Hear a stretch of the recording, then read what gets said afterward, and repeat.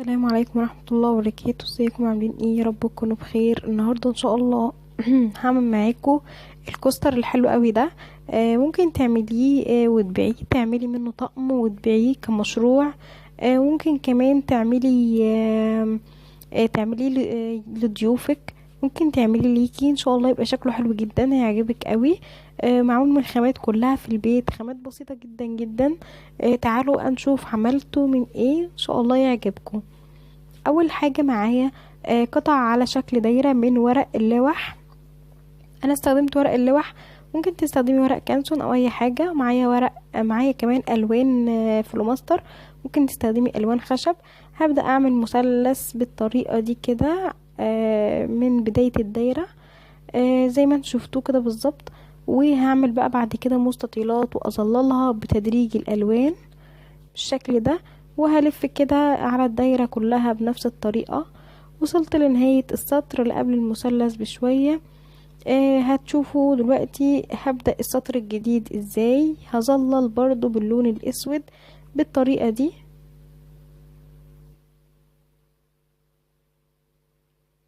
وطبعا احدد كده علشان الخط يبقى مظبوط، اللي هو الفاصل ما بين السطر الاول والتاني. وبرضو امشي مستطيلات واظللها بنفس الطريقة. طبعا براعي تدريج الالوان كويس قوي. هبدأ السطر الثالث برضو هظلل بنفس الطريقة، واعمل بعد كده برضو مستطيلات واظللها والف على الدايرة كلها بنفس الطريقة كده. خلصت الكوستر، لونته كله بنفس الطريقة. شوفوا تدريج الالوان. دلوقتي معايا البلاستر العريض ده، وهبدأ اغلفه علشان اعمل فيه زي طبقة عازلة. المية ما تقدرش ما تأثرش عليه وما تبوظوش مني، افضل محافظة عليه.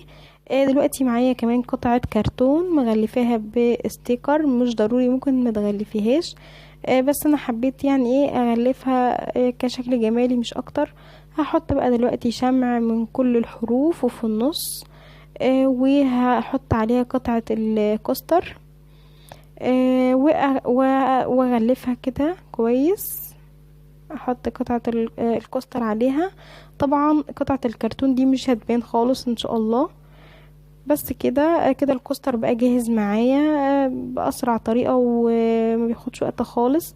وتقدري تحطي عليه كوباية الشاي بتاعتك او الكابتشينو او اي حاجة. شكله جميل وشيك، واشوفكم ان شاء الله في فيديو جديد.